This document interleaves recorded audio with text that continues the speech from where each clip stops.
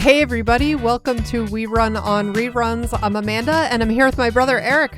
How's it going, everybody? We are here with our Friends podcast this week, and we are talking about really the middle of season 7. We have season 7 episode 9, the one with all the candy, and season 7 episode 10, the one with the Holiday Armadillo. And you know, last week we started to see Friends kind of get out of this rut. We had a few episodes in a row there of like high 7s and low 8s, and we got a little bit out of that as we got going. I think we might get a little bit farther out of that as we go forward, starting today a little bit, and as we keep going.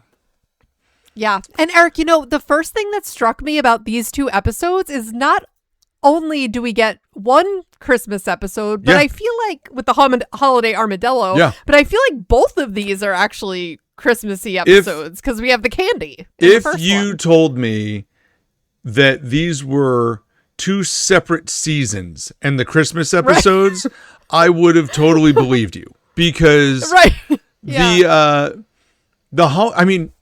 few seasons back, the only Christmas thing that happened in a Christmas episode was like Phoebe getting charity.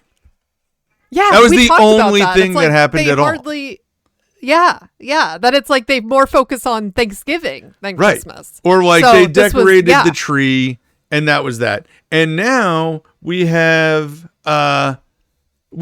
two back-to-back Christmas style episodes with things going on. So I know. Yeah, because now I'm remembering something that I said. I was like, maybe they just don't feature them because they all like go back to their own respective families. Oh well, I guess that's out the window. Well, I mean, they still could have, because they never show the holiday. Like they never do like a Christmas day or a Hanukkah celebration together. Yeah, that's true. But go ahead. Yeah, just as a reminder for where we left things off in our last episode, we had Rachel and Phoebe encouraging Joey to continue dating a woman, Charlotte from Sex and the City, for more than one night. Ross was also guarding his book at the library when he discovered it's located in a common hookup spot. We also then saw Janice again, which was great. Love and Janice. She had a way of inviting herself to Monica and Chandler's wedding, which they quickly reversed by convincing her that Chandler is still in love with her. Ross was also obsessing over not being able to name all 50 states, which, Eric, I still haven't had a chance to do that quiz myself. I really need to try. Did you talk to Mom? In 6 minutes, I did. She said she got 48 in 20 minutes. You know what? I was like, Mom, you didn't get 56, did you? She's like, no. And it's like, hey, because we were talking about like strategy and how I'd probably go about doing it, like alphabetical, or do you picture the country? No, you got to picture the country and go like visually through it. I know. But yeah, it might be scary I think the time will be an issue for me too. I know I can do it, but it's like, I don't know. 6 minutes seems fast. But yeah, Ross was obsessing about doing that, and he wouldn't allow himself to eat Thanksgiving dinner until he did. Until he decided to eat it anyway. Pretty much. But we also, then we also had Phoebe sneaking a dog into the apartment, only to discover Chandler hates dogs. Finally, though, don't do it. Don't. That's all you can hear is Joey in that whole scene. I know this recap is like really long now, but I don't want to leave out a key point with Tag kissing Rachel after she confessed her feelings for him. So that was a key moment. They just snuck that in right at the end, and and then we continue on the Tag story in this episode. Ironically, of all the things, that's the plot point that like carries forward of all of that. None of the rest of that matters at all, but the Tag and Rachel section is the piece that actually moves forward. And I mean, this season, and I do feel like, said that before, I'll say it again, it just seems like this season is outside of Chandler and Monica, it's struggling a little bit to find like that main story, right? Well, like, I mean, Chandler it's and Monica, Tag and Rachel, I guess, but Chandler and Monica is the main story. It is, it is the main story, and it is just like these are the different wedding preparations and hurdles that they're going through together. So, although we don't see tons of that today, but we'll start. We'll start with the one with all the candy. And in this one, we have Ross, who is upset that Phoebe never really had her own first bike. And we also have the development of Rachel and Tag at the office. But we're going to start with Monica and Chandler, where Monica is making holiday candy for all of the neighbors. And Chandler, suggests maybe it's just better to move. Only to have a 4 a.m. knock at the door for candy and another lady knocking at the door and then an entire mob of people outside the door, which I think Joey steals the scene on. And we'll leave it there as we dive into this storyline. Yeah. Amanda, what stood out to you throughout this whole thing? Well, I mean, I just love Chandler's initial response saying, "I'm sorry, who?" Right. About the neighbors, because they don't know. I mean, this is a very New York, and I would say maybe just, even though New York isn't New England, but it's just, I feel like more of a New England thing, Northeast thing, where it's just like people, you just don't get to know the people around you. And maybe even outside of the Northeast, it's just a city I thing. would certainly call it a city apartment thing, because I mean, when I don't live in an apartment complex now, but I used to, and I couldn't tell you who any of my neighbors were, and I lived not in a major city. At the same time, I recognize some of them. The same way that they tried to describe them as they kind of walked through the door. Isn't that one that does this thing or this one? And they kind of were able to figure it out. But I guess I just said Northeast because I hear from people who live in different regions and it's like, oh, you New England people or you people in the Northeast are so unfriendly and no one knows each other. And it's like, all right, it's true, so that's why I was willing to. It's true. So I'm like, hey, it's true. I'm from there. I will say, hey, I'm from there. It's true. It's true stories though. Like I get it. I've always lived in New England. I'm going to defend the Northeast a little bit here, because I've always lived in New England, but I also have had this conversation with people repeatedly that just when I'm just out in public, people just come up to me for like, hey, can you help me with this thing? Like if I'm in a store, and Mom is like this too. She and I will have this conversation where it's like, yeah, we're just approached by people, like looking for guidance on like directions on where to go or like to find something in a store. Or I'm like, I don't know. I don't work here, but I'll help you. I don't know. So it's just I think that's just because you're a nice person sometimes. I guess, but it's like, sometimes. I know, I'm like, I don't know. Hey, I remember growing up was not exactly always the nicest, but we'll leave those days behind us. The idea about like the Northeast being like mean is just because I feel like too many other places in the country, the Northeast moves at a fast pace. Like everything is done quickly. Everything is done efficiently. Things like time is not to be wasted. I do get that. Yeah. I live in Ohio now, and there are so many more people who are just like, let's just hang out for a second. Like, just slow down and chill. Like, what's the rush? Where are we going? Yeah. Like, what's the big deal? Have a cup of coffee. We're fine. Like, and so it's just a different vibe. And I think that the Midwest, which I am now describing, is different from many other places in the country as well. I think there's probably more connections with some areas of the Midwest and South, from what I understand, although I've never lived in the South. But I kind of hear that same like pacing. Like everything is a little bit slower. Everything is just like more willing to like take a breath, where in New England it's like go go go go go. And my evidence to this is, so my wife and I, our kids are twins, and I would be pushing the kids in a stroller while my wife was at work, because I'm a teacher, so I had the summer off, and I would be like walking through a store, and I could not get anywhere without being stopped and being talked to about, oh my God, twins, blah, blah, blah, and ask, what are their names, blah, blah, blah. And I said, watch this to my wife when we went back home to my home in New Hampshire for Christmas. We walked him through the store. No one said anything. We just walked him around and left. And she's like, that is unbelievable.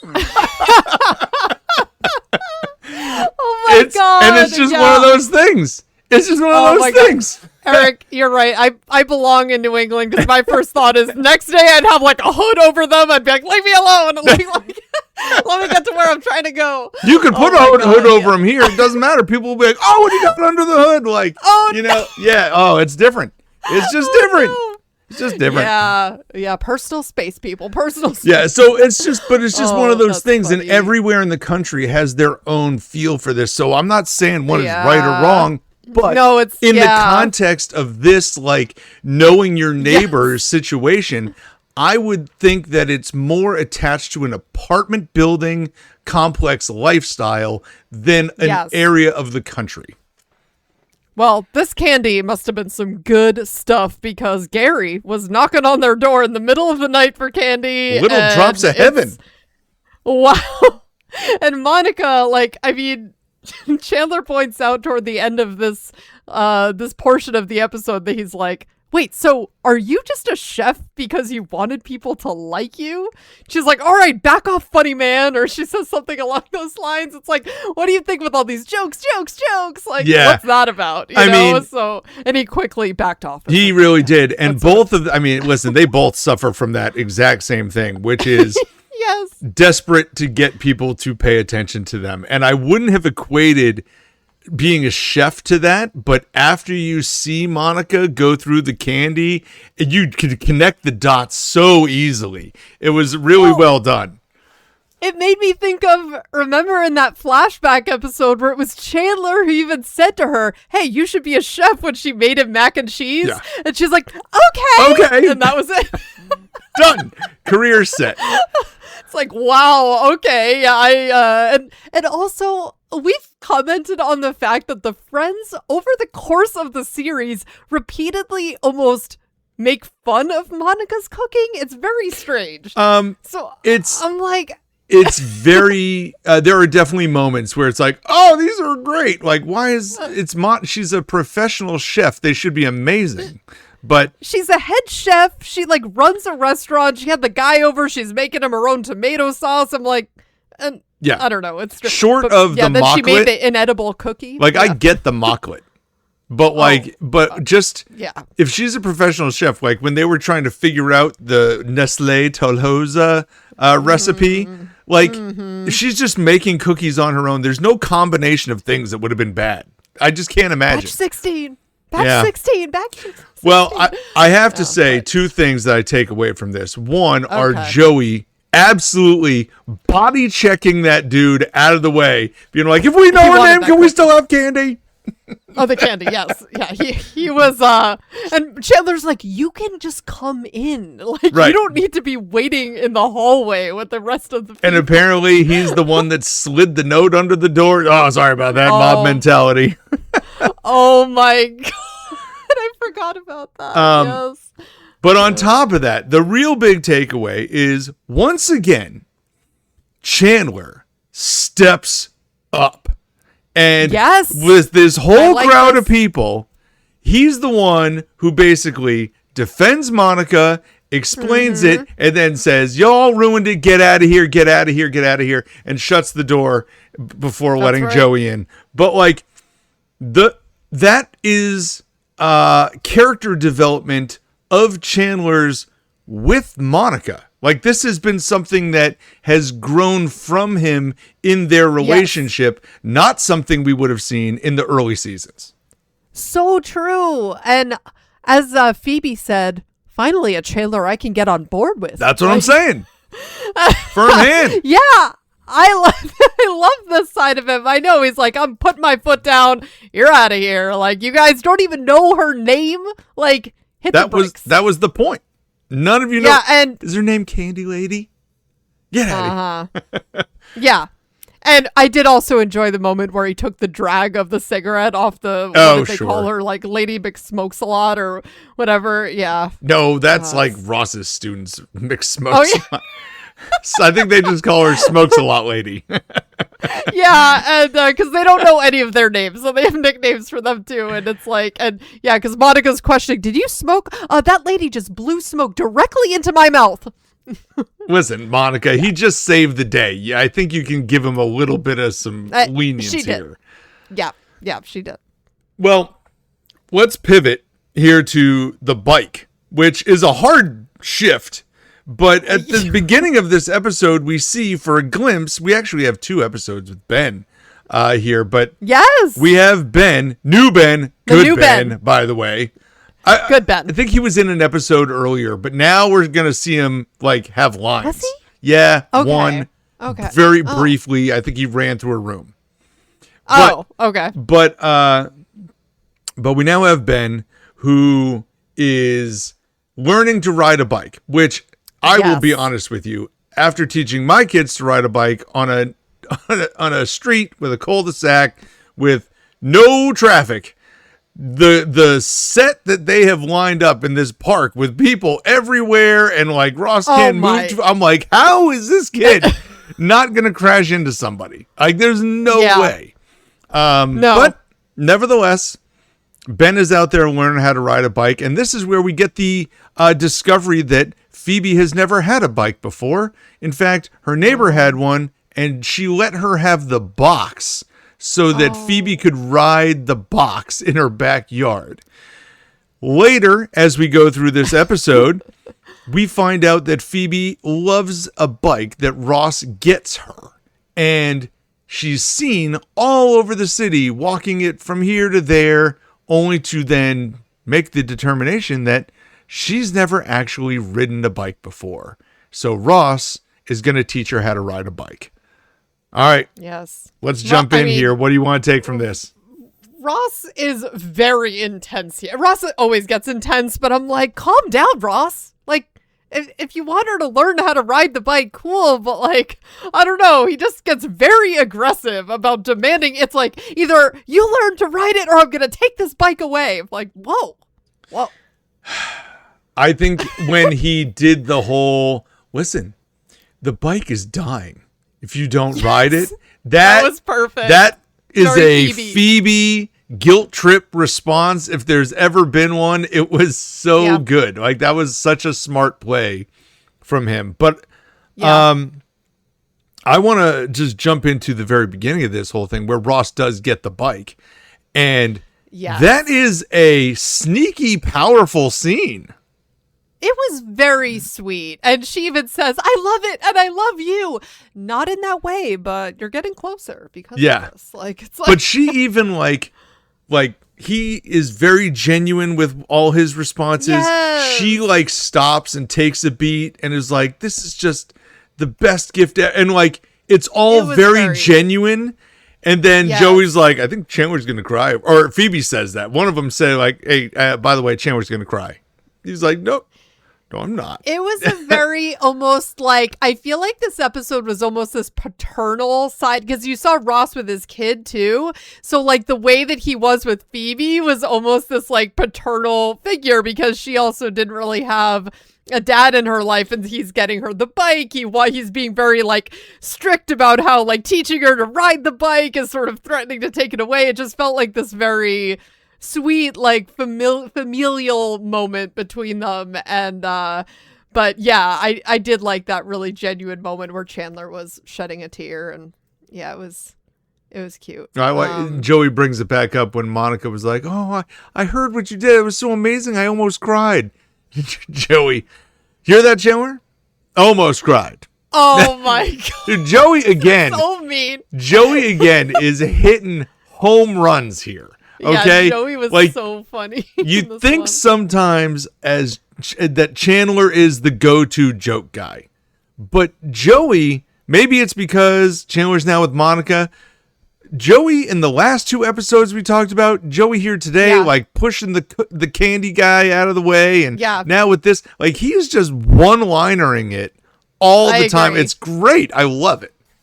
Yeah, I love it too, and I like when he sort of has more witty, like in the moment jokes like that. Yeah. Instead of just being the dumb joke guy. Yes. You know what I mean? Yes. I like because it shows that he's a quick. lot more.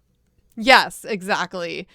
And but yeah, they all realize, because they've been talking about, hey, we've just been seeing Phoebe around town walking her bike. And they go to make her ride it, and she immediately crashes. I love how she has the confidence of just being like, yeah, let me just get on my bike and ride it. And then she just like falls off it immediately. But yeah, I was thinking, like, obviously, guys, she doesn't know how, like, how would she know how to ride a bike? It didn't make any sense that they were surprised by this. I understand. How else would she have learned? You're not wrong. You are correct. But I think I understand why you would just assume it. And even though you have just heard from this person that she never had her own bike, I still think in the back of my mind, somewhere along the lines, I think she never had her own bike, but that doesn't mean that she didn't learn to ride one at some point. She's 30 years old. She must have ridden a bike. But why? We know the story of Phoebe. But that's not what I'm saying. In the back of a car with the guy who talked to his hand. I mean, this is like. So let's also dive into the story of Phoebe here for a minute. I'm glad you phrased it that way. Yeah. She talks about being in the backyard and having her dad drag her around on the box, right? And then she's and Ross is like, that's so unfair because, it's not fair that she never had a bike. And of course, she interprets that as not being fair that dad was dragging her around. So she says, oh, no, don't worry. I got to drag him around, too. Of course, yes. So I have this vision of her and her father in the backyard dragging each other around on this box. Are you going to tell me that when he showed up at the funeral, she had no idea who this guy was? No, she's talking about her stepdad who's in prison. That's who I'm assuming, because her actual dad left when she was a baby. So she just is referring to stepdad as dad. She's saying because I was like, wait a minute here. What am I listening to? Because she does reference a stepdad who's now in jail as well. Like earlier, he doesn't come up a lot, but he doesn't. Who I'm assuming that was. So so that you are making the leap that guy is the stepdad. Yeah, because the other way, that would be a total missed plot point. Well, that's what I'm saying. That would not add up. Yeah, that's not missed plot point, but that would be just a gap in the story. Wouldn't make any sense. That's not. Maybe not even necessarily a gap, just like a storyline that has gone awry somewhere. Because the way I heard it immediately, I'm like, how did she not recognize him then? Like, she has to know what he looks like if she knows who dad is, but she's talking about the other guy. It's very confusing. Frank, the other guy, which I don't think she actually ever gives him a name. So he's just not that I'm remembering. Yeah. But she does refer to him as stepdad a number of other times and doesn't do it here. And so that's the thing. But that's true. I do understand what you're saying. Let's go with stepdad because it otherwise makes sense. I'm with you. I'm wholeheartedly behind that. Mm-hmm. I do like her confidence, though, going back real quick. The idea that it's like, I'll just get on this bike and I will know how to do it. I'm just going to do it. Then she immediately falls down. Yeah, that's great. So you want to jump into Rachel and Tag here? Yeah. Okay. Rachel and Tag. Well, let's just leave it simply like this. Rachel and Tag are now back at the office, but a secret couple. And this is the episode in which Rachel, trying to be funny, wrote a fake evaluation for Tag, gave it to him and told him to turn it in as he's supposed to do. And somehow she thought, oh, you didn't read it first? And he's like, why would I read it? You told me not to read it. And so here we have a very sexual forward evaluation being turned in to Mr. Zellner. And I will say this, I really do like Mr. Zellner as a side character. I'm so glad he's back in action here because we see him more and more now. And this is a good supervisor to have around for Rachel. She is lucky as hell. Like, this guy clearly likes Rachel in this job because not only when she was hired did she, like, have the most bizarre entry into the office. You would think that after that hiring process and then having this come up, that there would be red flags everywhere. Rachel is a walking red flag at this office. Like, this is insane. It really is nuts. But he obviously is just looking the other way because there is no way. I mean, he's smart to figure this out. He knows what's going on. He had to record their interview because she had so many red flags that his lawyer made him do that. So no, this is wild. Rachel's line even about their conversation, she says, yeah, we stayed up all night coming up with the plan, so us dating won't be a problem. And Monica's like, oh, really? Like, what did you guys figure out? We are not going to let it be a problem.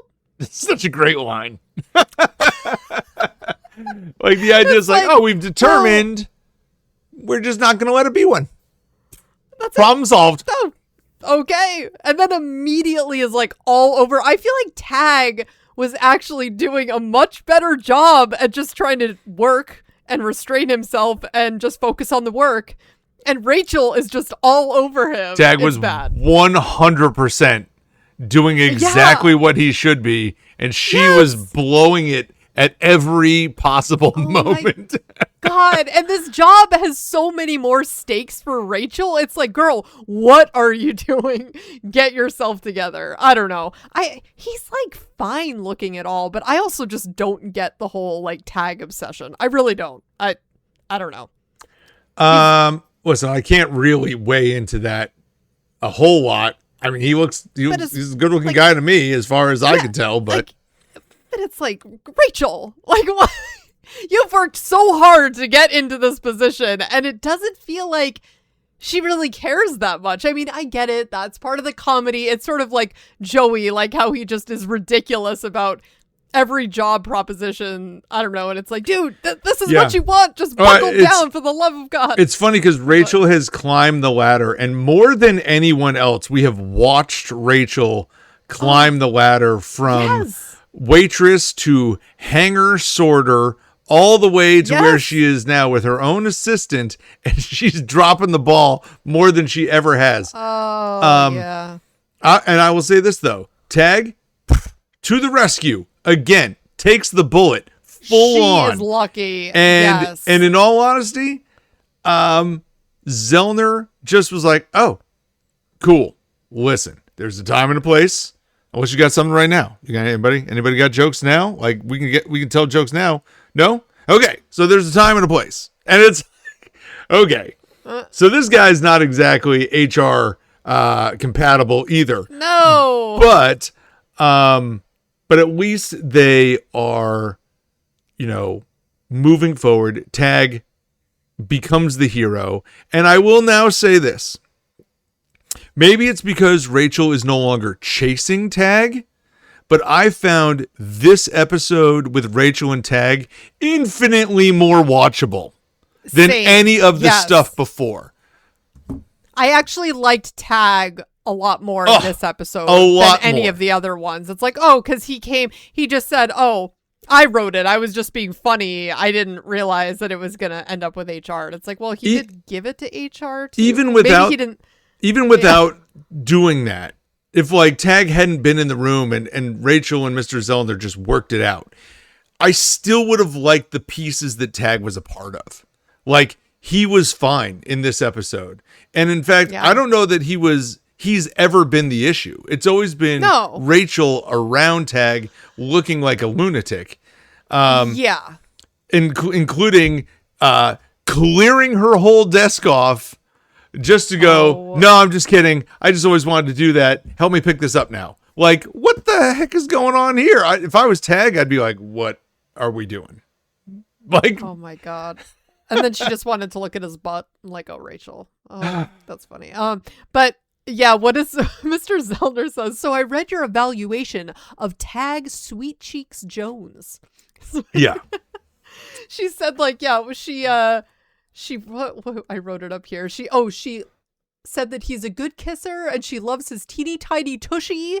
And then she drew a little porno sketch and he's like, the sketch doesn't really, she's like, you have to turn it upside down. I'm like, Rachel, what are you doing? Give him advice. Yeah. How would you know if Tag wrote it? Like, it was so obvious what happened. And I have no doubt that if it was, well, maybe I was assuming at this point it was handwritten because she had the sketch. Yeah, I would also assume that. I mean, I'm thinking that their handwriting also might have given it away. I don't know, but just saying. I mean, it is usually fairly obvious when it comes to like handwriting and whose is it. As someone who reads a lot of different handwriting. Yes. But yeah, it's I just took from this how much more I actually liked Tag. Because even the things that he did that were like relationship-y, I didn't have an issue with. I thought he was fine. Or even the things that might have been workplace inappropriate, I thought were funny. As opposed to, you know, and I think it's just because it's no longer a power struggle. They've agreed to this.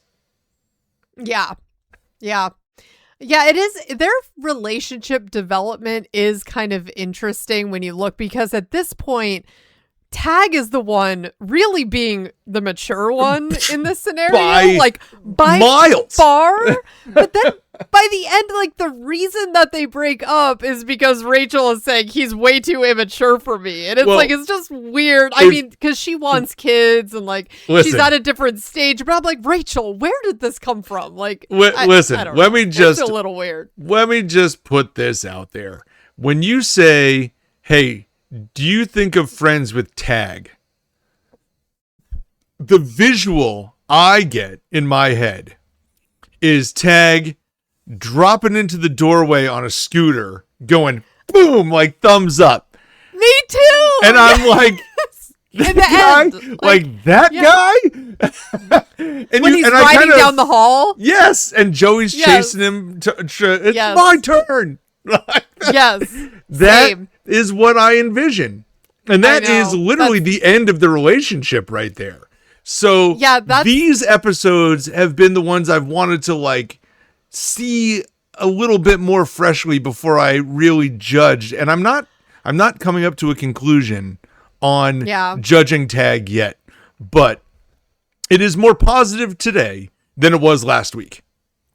Yeah, I mean, it's funny because that's the image that I get too, and him in the sweater that Ross has the matching sweater. Oh, but that's after. Back in. Yes, that's way after. Yeah. When he's like, I've changed. And he's like, oh, just kidding. Bye. Yeah. No, I do not want to be a dad. By the way, what bothers me about that is how come they never, and I'm going to track it again, but why didn't they just pick a sweater that Tag already owned? That they showed in the show at some point. Oh. They could have gone back to it. Yeah. Because then Rachel even says to him, oh, but you wear that sweater all the time. You do wear it a lot. It's like, does he? I've never seen him in it. I know. That would have been so much better if he had been wearing it at a different point. I know. It was such or at least pick something from his wardrobe. You can get another one for Ross. I'm sure it would have worked out just fine. Yeah, but I guess it's because it was supposed to be a surprise for us too. Yeah, but you could. I don't know. Anyway. Yeah, picked a more subtle sweater because that one you probably wouldn't have forgotten. That one was not going to be forgotten. No, that's some of the stuff that Joey and Chandler wear in the second season. That's whoa. That's exactly what those weird those weird sweaters and stuff. Yeah, it's a very 90s look. Yeah.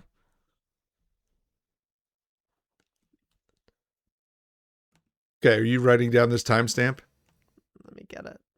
Because I don't know what it is, but this whole episode, you have a bright red dot on your face. I don't know where it's coming from. And I'm like, what is happening? And I was thinking, I'm looking at myself too, and I'm like, why don't I usually notice that? You like, never have it there. I don't know if you've just got it at an angle. Is here. Do you have it rotated differently though? No, like the mic. Maybe I'll do that. Is that better? No, it's still like right there. I keep looking at it too. I'm like, hold on, let me try to. But that's the front of the mic though, so I want to make sure. Okay, yeah, my vocal still looks good, so okay. Oh my god. Yeah, well, listen, you figure it out. I don't care if there's a big red dot there, but it was bothering me. I'm like, that's what is happening on her screen right now?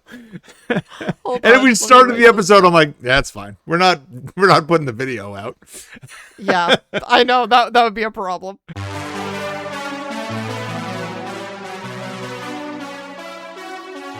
All right, so now we're going to talk about episode 10 of season 7, which is the one with the Holiday Armadillo. And in this one, we have Ross trying to teach Ben about Hanukkah. We have Phoebe, who is concerned that Rachel doesn't want to live with her anymore because the new apartment is ready. And we have Monica and Chandler trying to get a table because Chandler has set up this whole situation where they're going to go and they're going to get dinner and then they're going to go see the Music Man. And essentially, they are in this waiting room waiting for a table. They tell him it's going to be 45 minutes. Chandler has to try and slip the guy money in a handshake and it all goes sideways. And I'm just going to jump right in at that moment, in which case Monica says to Chandler, or Chandler says to Monica, rather, what, this is something that Richard used to do, isn't it? Uh-huh. And she's like, yeah. Well, would be eating soup right now. And I'm thinking to myself, Chandler, you've already learned this skill from Richard. Yes! He taught them while he tried to teach them. Like early on when they were calling him dad in that episode. Yeah. Oh, I mean, God. That's the thing. Like, you know this. Yeah. You learned this from him. Of course he did this. Right. Well, and that, it's like, he didn't even have to ask that. But it's also, now it's just out there, and now it's weird. Like, now it's weird. And so let's go through a few things here. Chandler, in the last episode, like, saved the day with his heroic nature at the doorway. And now, he goes up there, he does the handshake with the wrong hand. Like, you didn't realize the money was in the wrong hand. Then he's trying to do it later with Ben, and he can't get, he's like, oh, his hands are too small. Then he tries to do it with coins, like, as if that's possible. Like, he is the what dropper. Is happening right now? Like, this for all the growth in Chandler, this was such a huge step backwards. He's good with the words, not so. He's more awkward with the moves. Yeah. Bad. This was not great from Chandler. It was, and it wasn't even like super. These scenes were not great. And it's short, by the way. This whole section is short because then Chandler and Monica are both pulled into the Hanukkah storyline, which we'll get to in a little bit. But this was almost a storyline where it's like, did they even need to have it? It felt very like they just were going out to dinner just to have that little section about him not being able to tip, which, Eric, I also have to ask you, have you ever tipped like that? Never. Like, get ahead in a line? Yeah, I don't know if that's, I guess, no, I've never been in a situation where someone did that. I will say I'm also not one that frequents restaurants that require a reservation. Okay, fair. Right. Most of the places I will go to need to, one, have some sort of chicken finger on the menu for my children. That's got to be there. So that puts you in a different ballpark right out of the gate. Okay. Yeah. And then, like, I also think in where I am, and I am not in a major city, but I am in a smaller city area in Ohio, and there's just like all chain stuff, or there are some mom and pop things which are really cool. Yeah. And there are some like very town, like not, like pop-ups, like your individual local whatever, like pizza places and coffee shops and things like that. Yeah. None of these things require me to like call for a reservation or slip a tip. Right. Like I will just type it in on the iPad that you're going to spin around and let me type on, or put it on my Apple Pay. Thank you. Yeah. I feel like this is kind of a dated practice too. Like even in a place that you had a reservation. Well, first of all, let me ask you. When we have made reservations, Pedro's never done this at least that I've been aware of. But like also when you have a reservation, you usually have the reservation. Like what? Right? Like you don't get a reservation and then be told you have 45 minutes to wait still. I have had that experience like a long time ago. It was like a Valentine's Day thing, which I usually never go out for Valentine's Day, but this was this is probably like 15 years ago. And like, I just remember that was a thing because I'm like, well, why? Like, what's the point in the reservation if you're not getting in right away? But did you see the Seinfeld episode where he tried to rent a car? This is the same thing. He does a whole thing on this where the woman at the thing is like, well, we're all out of cars right now. He's like, how are you out of cars? I have a reservation. And she's like, yes, well, but we can't guarantee that there'll be a car here. And he's like, but that's why you make the reservation. He's like, anybody could just take reservations. And I can see him like writing in the sky, just spinning around. You just take them. Yes. It's the important part is to hold the reservation. And it's like, right. Like you reserved a car. They have to keep one for you. That is I the could point. Not agree more. I feel myself getting irritated just thinking about that scenario. I'm like, it's the rules. Like maybe I'm more like Monica than I realize, but I'm like, hey, you have the rules, you stick to the rules. Like, what's the point in doing it? Yeah, you hold the reservation. Yeah. I'm on board. Yeah, but, with Jerry Seinfeld there. So then I guess I'll just put this out there. I mean, do you frequent places in which there are reservations required?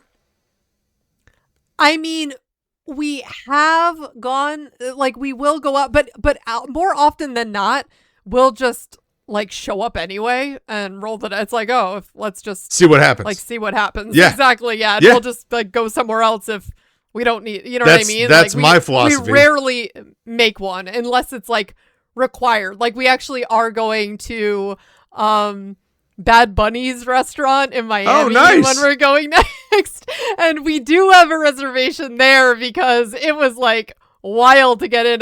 We were on a list because I'm thinking we're not even like you had to wait to get on the reservation list, in other words. But this is the thing. We are talking about, I mean, listen, you're close to Boston, but like Boston, New York, Miami, Chicago, LA. Yes. Like there are places where I think this is a standard practice.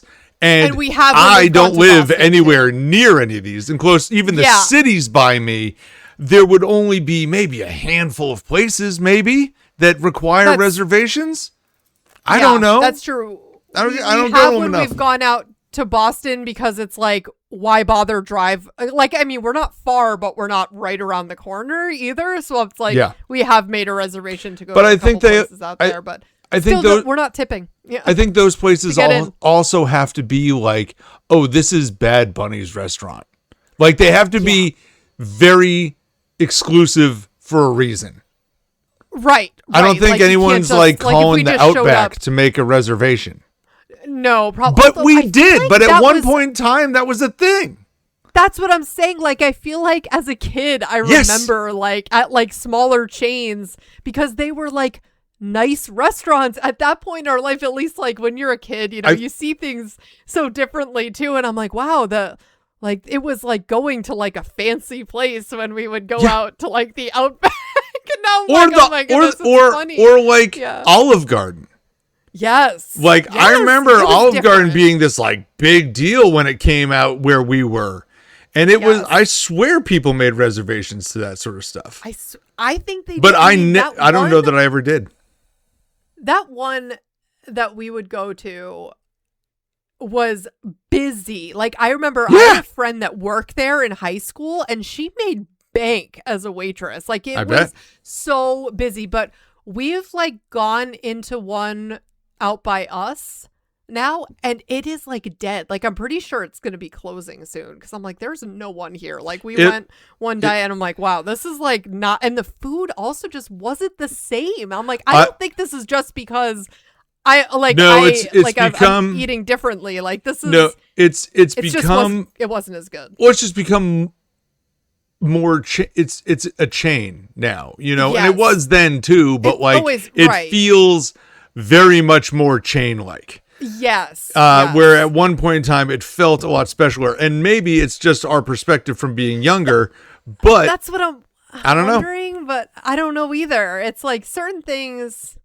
Yeah, I don't know if it's just a change in taste, but I do feel like all of that stuff, just the way that people, I don't know, maybe it's the options too. Like, even in, you know, the area where we grew up, or, you know, very small town, there aren't as many options, but even there, I feel like there are more like up and coming. There's just more availability. Like, even the town next door to where we grew up, it's like, I mean, we had nothing there, and now there's stores and restaurants all over the place, and we had to travel for like a half an hour to even get to like a mall when we were kids. Well, and the other component though that you have to factor in are, and I'm going to just think of what I would say better than fast food, but still just chain restaurants that are your Outbacks and Applebee's and, you know, Olive Gardens and whatnots,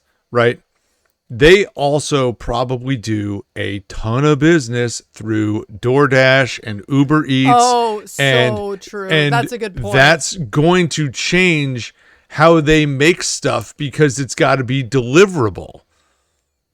Well, that, and actually, Eric, now I'm imagining a lot of these places, they might just become literally like the actual restaurant might close, and they might just have like a delivery center where it's just a kitchen and they just deliver to that's people. 100% where we're going. In fact, yeah. Like, there was a stretch of time where I tried to just do some DoorDash just to see like how much I could make that way.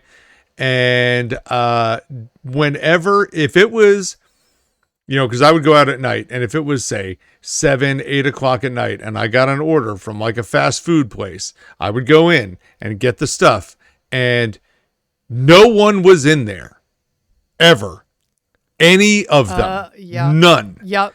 And then, like, if I went into a bigger restaurant like an Applebee's or an Olive Garden or Outback, which we seem to be referencing, there'd be people on the inside. But I'd also be standing in the car side stuff with like 3 or 4 other people. There'd be more people waiting in car side than in the restaurant sometimes. Oh, and so like, I think all these places are going to turn into giant, like, kind of like your local pizza place where it's like kitchen and a counter. And, and like, come to the counter to get the food and take it where you want to go, or have it delivered from here. Like, that's where we're going. The idea of like sit down restaurants, paying for that space just won't make sense. It's a ton of space that's being taken up. You can convert that into more kitchens to make more food faster. And you probably, like, I mean, the last handful of times I've been out to some of these places, sometimes the service isn't so great because they still are short staffed from COVID, because all the waitresses and waiters and maitre d's and hosts and stuff never really came back to the same magnitude that they were there before. I know. Well, and then robots will be making the food for us. Well, so. That's a whole nother ball game that we can get into. Oh my God. And facts. And people losing their jobs for things like that. And that really scares me. That is next level, but it's going to happen. You know what? We'll save that for another podcast. Yes, we've gone totally off the rails. This has gone wildly off the rails. I don't even remember how we got here. This is all about Monica and Chandler trying to tip the host to get in. Oh yeah. In like one of the most meaningless storylines we've seen in forever. We just spent 15 minutes going off the rails. Okay. So let's dive back We'll talk about Phoebe being concerned about Rachel not wanting to move in because she hears Chandler and Monica say, oh, well, I just thought she was going to keep living with Joey since she's been having so much fun there. So Phoebe starts giving Joey presents to try and dissuade Rachel, like drums and a tarantula, only to find out that Rachel does want to still live with her. And so they go to the apartment and realize that this big 2-bedroom apartment has now become a 1-bedroom apartment. And Rachel suggests, well, I guess we got to start looking for another place. And Phoebe spins that around, and after all this work, throws the entire storyline out the window because she's just going to live there by herself and Rachel's going to stay with Joey anyway. Look, Phoebe is usually the one who's just going to cut right to the chase, just say it how it is, like no big deal, no frills. And here she is just avoiding, I mean, it makes the story funny, but the way that she's avoiding just confronting Rachel about this also feels like it's out of character for her. So I'm like, that is a little weird. I mean, it makes it funny for sure. I love especially the part where she gives the tarantula and Rachel is like, oh, look at, he's so cute. And tells a story about how she had one as a kid.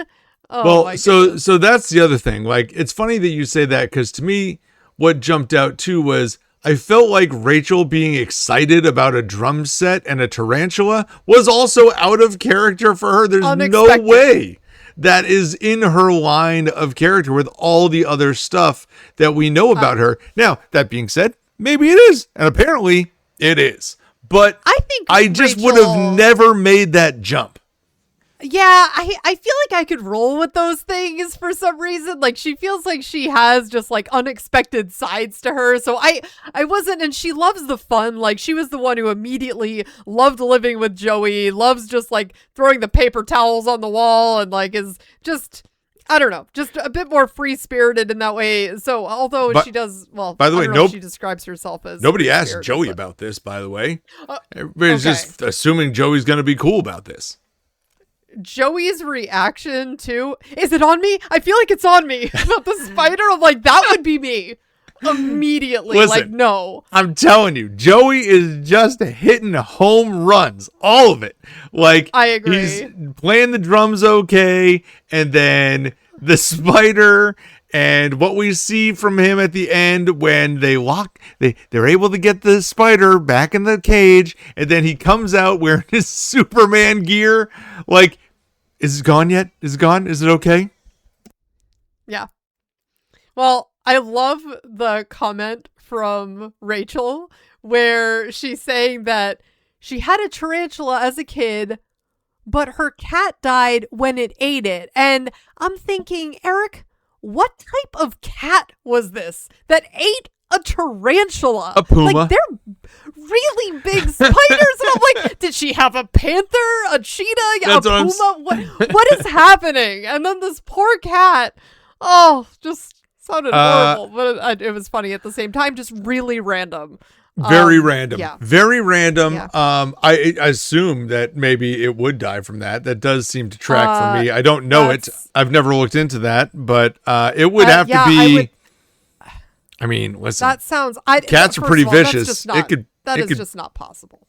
There's no way this thing. I mean, maybe it like knocked it around a lot first, and then it like. But I feel like it might torture it, but eat it. I don't know, guys. We're getting into a weird area here. This is a weird area. This is outside my realm. I have a couple cats. Would they eat a spider? Maybe. A spider, yes. A tarantula? It's a spider. Yeah, but they are huge. Oh, they're big. Gosh. My husband has stories from Puerto Rico. I could hardly even tell the story because it grosses me out so much. All I'll say is that there was a tarantula the size of a hand on a wall at one point, at which point they had to kill it with like a hammer. Listen, I feel like at some point we're going to need more details to this story because that seems like something that needs to be shared with the world.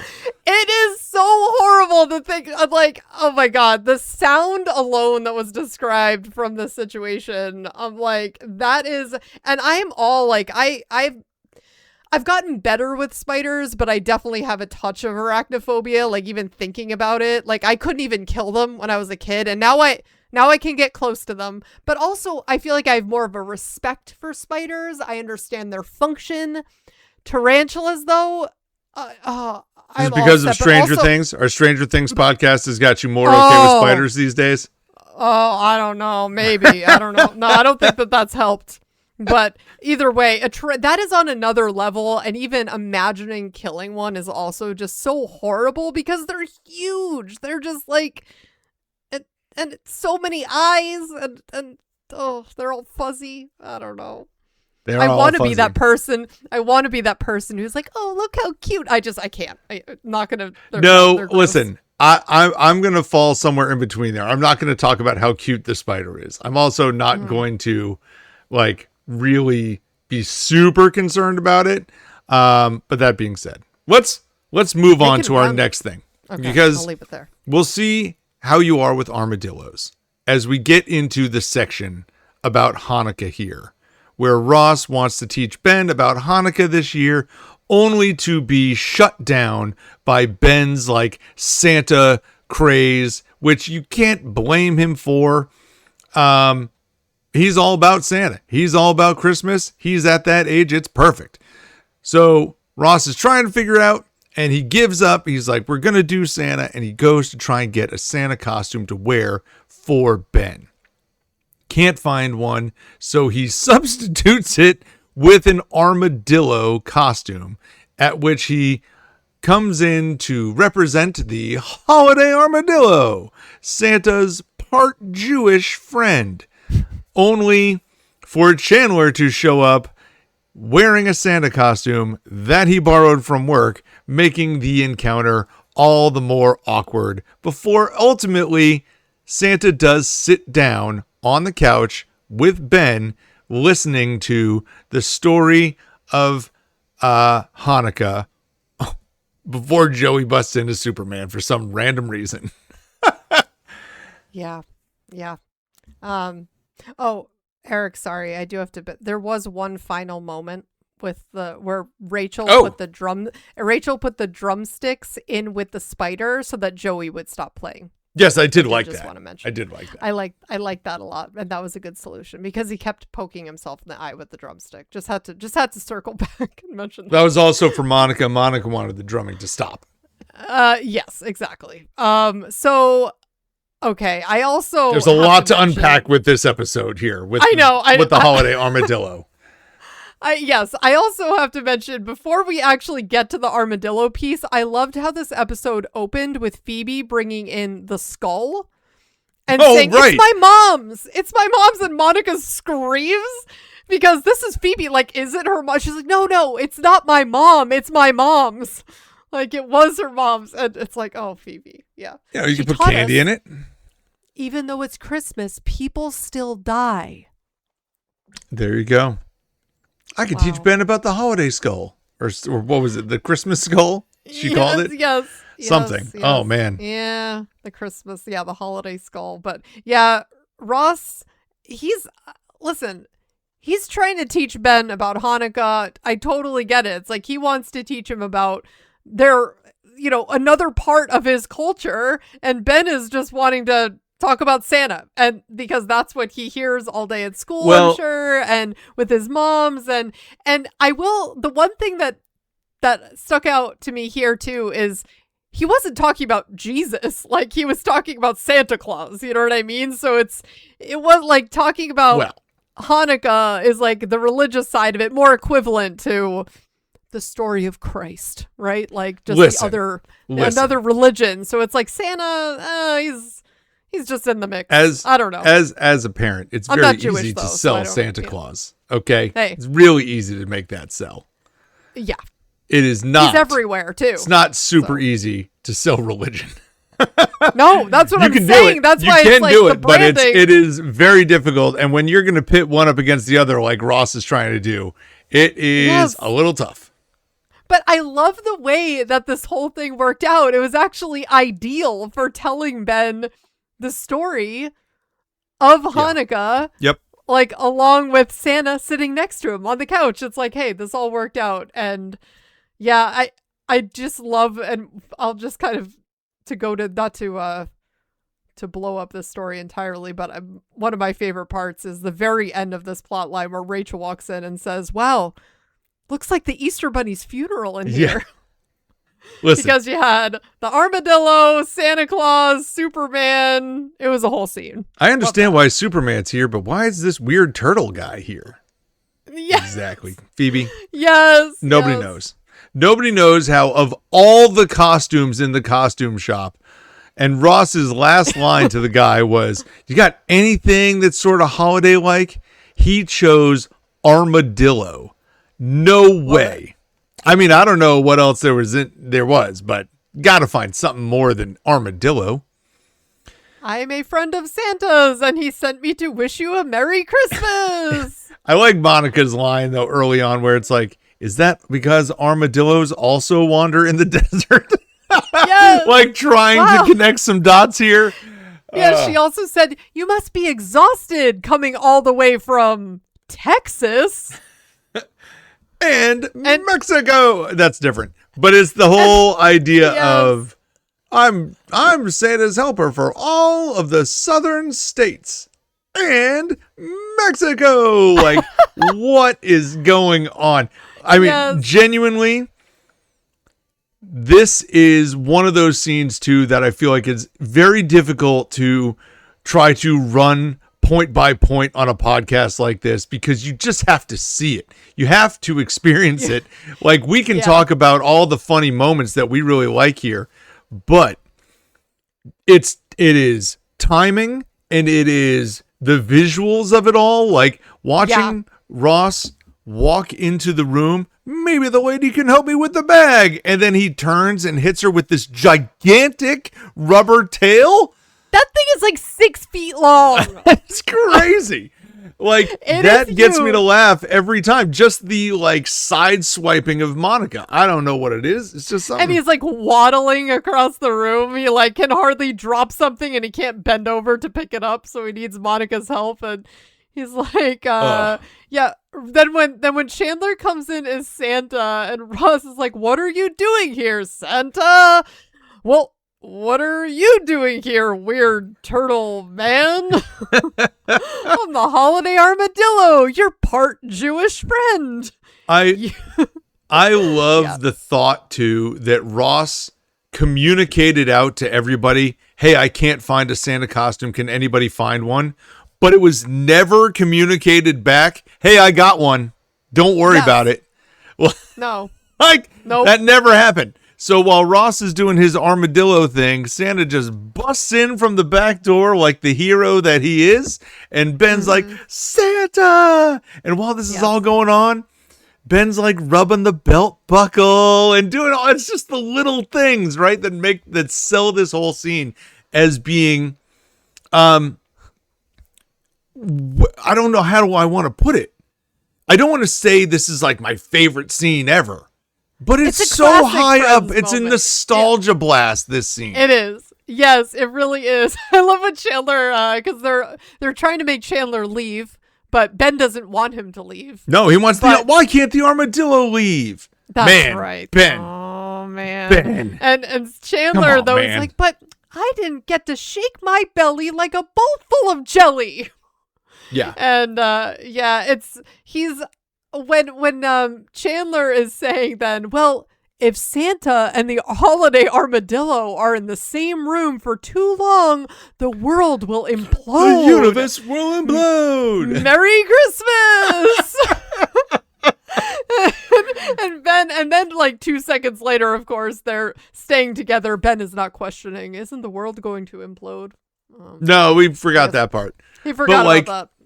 When Ben says, why can't the armadillo leave? That is such a gut punch to Ross. Oh. And they just let that hang in the air for like 5 seconds before Chandler comes in as why don't I sit down on the couch with my buddy Ben and listen to the armadillo tell the story about Hanukkah? And awesome again, solution. Chandler comes to hero moment number 2, like killing it. Yeah, agreed. It's a great moment because he was really there for Ross in that scene. They even had this little like, thanks, man, like, exchange. Because it's like, and I feel like that was the perfect way to really tell that story, because then Ben was excited to hear about the Festival of Lights. It's like, hey, he's sitting here with Santa. He's getting the great story. Although then I think they mixed up the story a little bit and kind of added a little flair to it. It sounds like. Because Superman flew all the Jews out of the desert or whatever the story was being told. That's right. This it's like the armadillo was not so fond about that part. Because Joey shows up as Superman again, like I guess the thought being Ross can't find a Santa costume, so I'll just find a costume and show up. I don't know. And in all honesty, Joey busting through the door is again something that just makes me laugh out loud, because it feels like this scene is wrapped. Yes. It feels like they have put a nice bow on it and everything has finally come together, only for Joey to pop through the door as Superman. Merry Christmas! Like, yes. What? I love it. I know. It's so funny.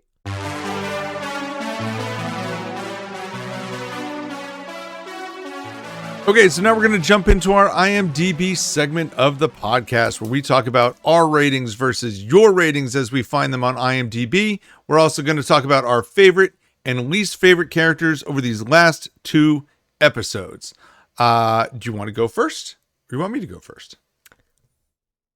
You can go first. Why don't you go first on the favorite and least favorite?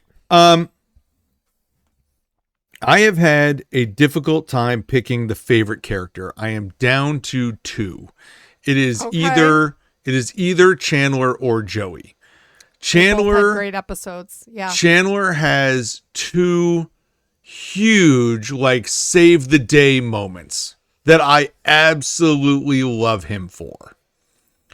Joey doesn't have those sorts of things, but again, just like punching above his weight class over and over and over with multiple jokes or just scene stealing moments.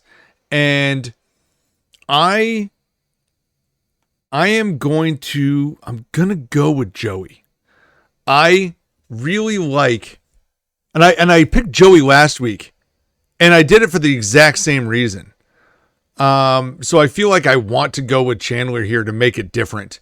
And I really appreciate what Chandler has done for his friends, for his character over these last couple episodes. But when I think back on what made me laugh out loud sitting on my couch, it's Joey. Joey was getting me every time. And the Chandler things were very good, but they weren't necessarily things that I enjoy. Like if I think back on Friends, the Joey moments in this might be the funniest things that I think about. Yeah, I agree. I actually went with Joey for these episodes too. Oh, interesting. Okay. Because I felt like he had the most like sneaky funny moments that were kind of unexpected, but he was just there. Like it actually, thinking back to the last episode that we talked about where he was like in the hall with Janice and then like ran away before she saw him. There were more moments like that with Joey, and I did not pick him as my favorite last time, but I gotta pick him. He was just, like you said, he's the one who really made me laugh the most, I feel like, in these episodes. His interactions as Superman, his interactions with the spider, his interaction in the mob with the candy, like it was all really good. And then he had a couple lines at Central Perk that also got me too. So there were just little moments all the way through that really made it work.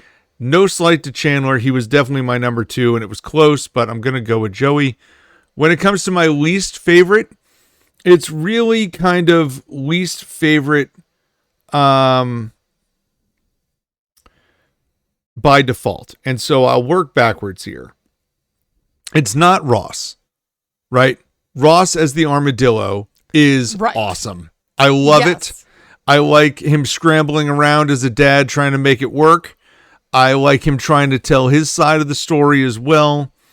And I like him getting the bike for Phoebe. And in that regard, it's also not Phoebe with the bike.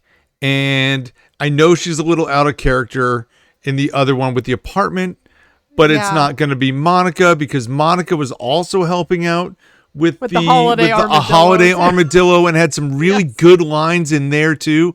And her run with the candy at the front of that episode was really good. Yeah. So then I'm left with Rachel.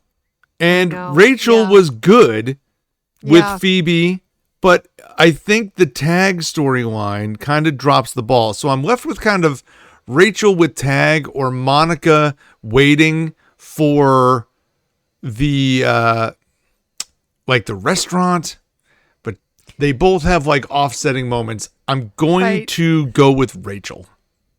Yeah. Yeah. But I think she has a lot of good points too. It's just, it is who it is. I could go with Ben, to be honest with you. There is a part of me that wants to go with Ben, but I'm not going to put Ben on blast in his first episode. I will let him try to walk it back. And as far as side characters too, I liked Mr. Zellner in that. He was really funny, as we talked about. And I like Tag. I like Tag the most in this episode than I haven't so far. So we have the same picks this week. I also went with Rachel, which was tough. I feel like it was tough to pick a least favorite in these because I didn't hate what Rachel did. I thought that it was really funny, like her bit with Phoebe at the end when she's like, "Oh, you're hearing those noises again," because Phoebe's saying that she's hearing the spirit of her grandmother telling her that she doesn't want her to leave that apartment. And I just felt like Rachel was also very like, of course I want to live with you again, and just a really good friend to Phoebe there. I feel like she toned it down a little bit with Tag, although I don't know, like just how she was throwing herself all over him. Not great for Rachel, but it was funny, that's for sure. Really, I didn't really have a least favorite in these, but if I have to pick someone, it's Rachel just by process of elimination, right? Well, that's what it is. You got to pick someone. Now, I will say this. I've typed in my ratings so you can see them if you want to, but I also have the IMDb ratings up at the same time. Oh, so I've got it all. So why don't you go first? Okay. All right. I'm going to say I like the one with the Holiday Armadillo more. Totally. 100%. Because the Holiday Armadillo. I mean, just that scene alone is it. Yes. Yeah. And I also really do think it's funny, like all the things that Phoebe does to try to like divert Rachel, even though I feel like it was kind of out of character for her to do that. I just enjoyed it. It is. It is out of character a little. Yeah. But it is funny. It's enjoyable to watch, and genuinely Joey sells all the stuff. Like he's the one that kind of like has the little moments. Yes. So I think all that is fine. So I'm going to give that episode a 9.1. Whoa.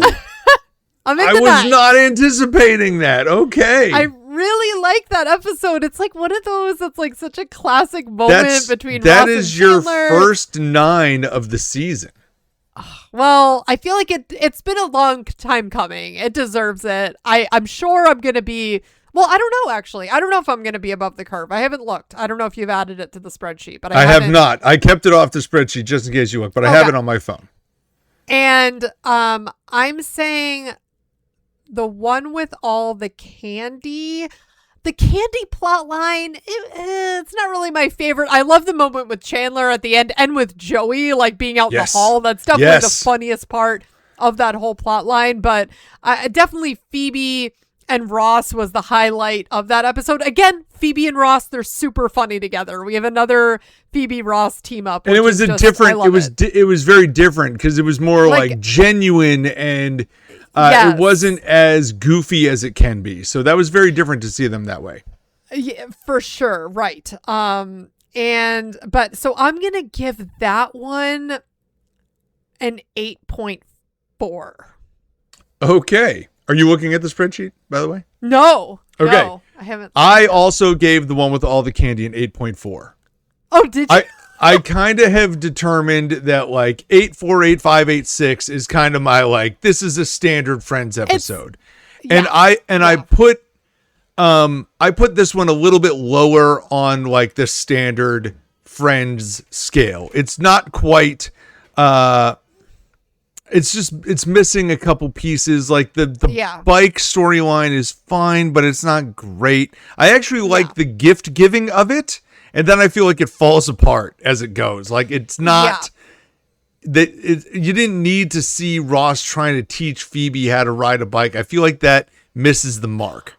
Although, Eric, I do want to quickly mention, I love when he's teaching her how to ride the bike. Let's go. And then she crashes and everyone in the park is like giving Ross a dirty look. And he's like, yeah. What? It's a that's what I'm saying. Like, I think there's something about that I'm just like, this is ridiculous. Like, if I would, I'm like, listen, screw you people. Like, this is, I won't let go.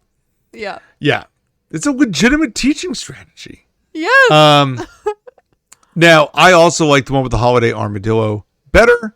I am not going into the 9s with it. I am going to an 8.7, which I will put then like above the like standard episodes. I think it is. Yeah. I think it's really good. I think it is probably the best episode of the season. And if I go back, it's my highest rated one. But I will say, looking back, there's part of me that wanted to rate the Nap Partners a little higher than I did. And maybe that would have been a competitor. I gave it an 8.5, which was fine, but it's like the other stuff that happened. I know. Okay. When it comes to the people are not necessarily fully on board with us on these. So it is what it is. But the one with all the candy gets a 7.9. Oh my God. Okay. People are being harsh with this season. And then the one with the Holiday Armadillo gets an 8.4. Okay. Oh my goodness. So, at least it's in the 8s. I would have been very upset if that was in the 6s. I'll say like the people have a half point between the two episodes. We both are approximately a half point between the two episodes. Yes. So when it comes to the difference between them, I think that's about right. Yeah. When you say though that the one with all the candy is sub 8, I think that's just, I don't agree with that. Joey knocking the guy out of the way and the mob is worth 8 points. Mm-hmm. Yeah. It's just a wrong score. I think there was a problem with IMDb. I'm just saying. Maybe. I'm just saying. Listen, there's been 4 7.9s this season. The other ones being the one with Phoebe's cookies, the one with Rachel's assistant, and the one with the engagement picture. And if I might say, you did mention this. There might be a tax on tag. Hey, I'm thinking. Like there might be a ratings tax here that the people just don't like tag. Is it out there? Have you looked? I might start digging into this a little bit just to see. It's like, well, we're just going to see as it goes. But like tag was in that episode. It's again a 7.9.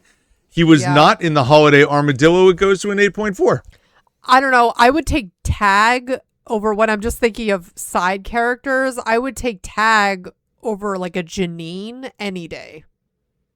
Oh, yeah. By the way, like I know we've talked about some ideas. Like I am going to script out something where we can stack up all the partners against each other and see how we rank them. Like keep that. Like if you're listening right now, know that that's coming. I've got that one in the works. Like I want to do those sorts of episodes down the line. It's gonna be fun. Yeah. Yeah, that'll be fun. Yeah, we'll have to come up with all different ideas on how to continue to talk about Friends after we've completed the episodes. And we can always circle back and revisit the older episodes and talk about them again. You know, it's like, hey, well, Well, we got some ideas. We got some ideas on what we're going to do with that, and I'm looking forward to those too. But we still have a long way to go still, so we're okay. Yeah, we do. That's right. Yeah. But you know what? We need to start seeing these ratings get higher, because I talked at the beginning of the episode about how I thought we were coming out of the doldrums, then we hit a 7.9 right out of the gate. I don't like that. That's right. Don't like it. Speaking of ratings, guys, we would love it if you gave us a 5-star rating on this podcast. It would really, really help us out as we're trying to grow this community. We'd love to hear from you. Please. And you know what? I've gotten a couple questions. How do you rate on Spotify? So thank you. I was just going to pull that up so I could walk myself through it. Yeah. Because that is a tough thing to do. It's not, I guess, I don't know. It's not always obvious. So when you're in the app, sorry if you know this and this is kind of boring, but if you're in the app, at least on an Android, Eric, tell me if it's different on the iPhone. But when you go to our podcast, there's 3 little dots. And you just click on those dots, and then there's the option to rate, and that's where you can give stars. Yeah. That is correct. And you can leave comments there and things like that, I believe, as well. That is exactly the same on an iPhone. And I will say this, though. The catch is you have to be on the podcast, not the episode. So when you're looking at Spotify, at the header, you don't, because they've got the 3 dots button on the episodes as well, and that gives you all sorts of options, but none of them are rate. So you have to be at the top next to the We Run on Reruns podcast title spot, where you can also click a following button and click the bell for notifications. Hey, that'll remind you. You'll never miss an episode that way. And but yeah, we've just really, really thank you guys for listening in, and we look forward to checking out these next episodes.